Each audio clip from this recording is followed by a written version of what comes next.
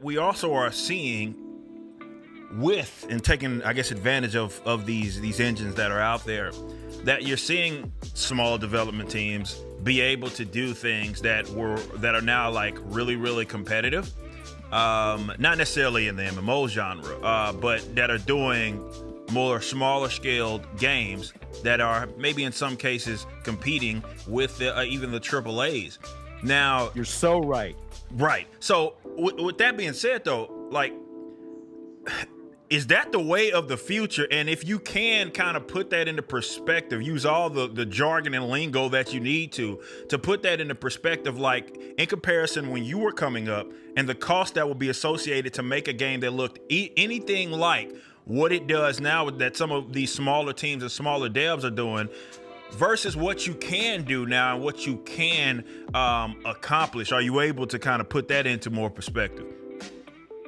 Well, my chat here in my Ember Discord just told me that Cliffy B unfollowed me. I must have been something. Oh no! Oh no! Oh no! Unfortunate.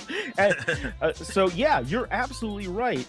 It is possible to reach much higher quality. Look, indie games used to just be 2D sprites and simple graphics because that's all we could do. But the tools have gotten so much better. Engines have gotten so much better, and AI-assisted tools have gotten so much better. I know AI gets a bad rap, but if you look at it as a tool for the artist and a tool for teams and creators to achieve their vision, rather than a replacement for creativity, that's the real focus of where you can get these benefits in game production.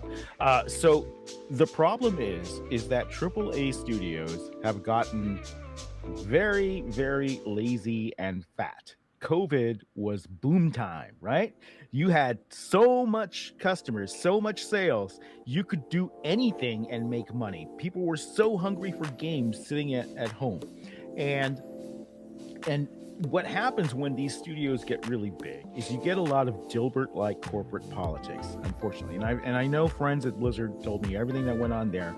You get departments that build up. Oh, I want to be a lead for this department. I want to be a lead for that department. And they start competing with each other for influence and power within the company. You get these battling business units. And what do you need to do to compete in a political situation like that? You need an army. So what do? You go out and hire people and you try to increase your budget and you try to become more important in the company, have more influence. So there was a lot of fat that was happening during the COVID era. There's a lot of people bulking up and these team sizes just so they can have more sway and more influence in companies. And there's no incentive to downsize, not from the manager level. The incentive to downsize, and the reason we have layoffs now is because the COVID boom is over. Games have to actually deliver profit because DEI and ESG funding has dried up. Right. And that is when you're seeing these massive layoffs, and you can make a game with a much smaller team. Even AAA does not need 600 people spread over 8 studios worldwide to make a game.